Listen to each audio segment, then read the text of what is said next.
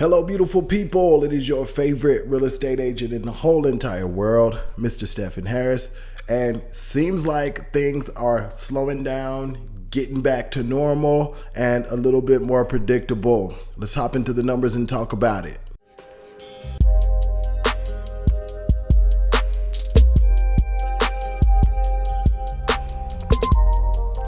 All right, so looking around Pflugerville, there's a ton more inventory on the market, about 387 units right now, which is higher than pre-pandemic levels, just slightly.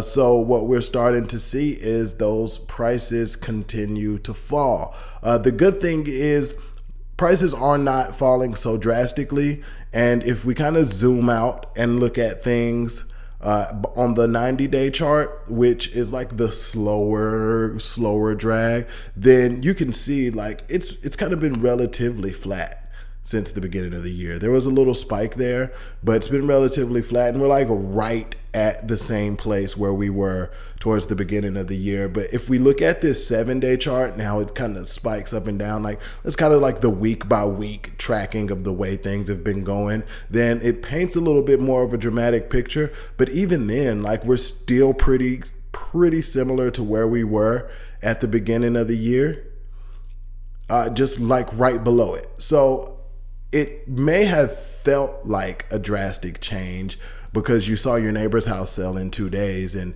now yours is taking 30 or 60 days to sell, but it actually is not as dramatic as it looks. I think what really has to change is the seller psychology. Your days on market is in direct correlation with your listing price. So if you're somebody that can afford to wait and try and get the price that you want, or at least get as close as possible, then by all means list at that price. But if you have to move, if you have to sell, then it's gonna be in your best interest to drop that price a bit, list at a price that is competitive and compelling to a buyer, because buyers might even offer over your list price if they're seeing value in the property. But if they don't and they feel like you're being a bit greedy and trying to squeeze too much out of them, then it will sit. So we don't know what's going to happen with interest rates throughout the rest of the year, but they are up back to around that 6% place, at least where we are right now in September. So they're up a bit and things are still moving at a slow pace. I think Pflugerville is kind of reverting back to that slow churning market that it was before, but I think prices are going to be up, and I don't think they're going to fall dramatically towards the rest of the year.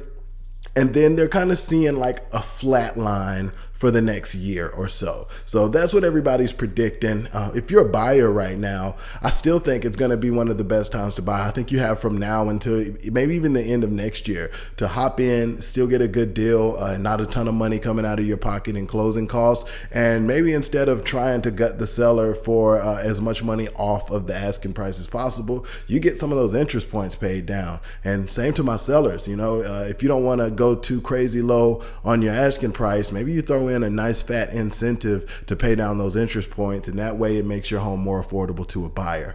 But overall, things have calmed. We've reached a point of kind of stasis, and we're back to a level of normality that we haven't seen in a couple years. It's gonna take some adjusting. It's gonna take some time for us to like get back in that groove. But overall, the housing market's still in a really good place. Pflugerville is definitely a buyer's market on majority of properties. Like that extra special property is still going to get multiple offers, especially if it's priced right.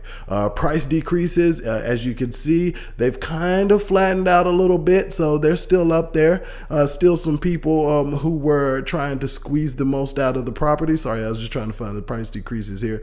Still some people that were trying to squeeze the most out of that property. So it's going up, but week over week, it's not going up as dramatically as it was. And we're still on the 7-day, we're still up to like almost 70%. and 53% on the average on the 90-day. So on that slower churn, it's only up about 20%, but it's up about 40% on that faster one. So it's been an adjustment for our home sellers and our real estate agents. So my advice is get somebody who knows the data, get somebody who's entrenched in the data and kind of keep you up to date, and then set expectations properly. If you need any help navigating this market, I'm always here to answer any questions that you might have. So thanks for spending a few minutes here with me today, and happy selling. Peace.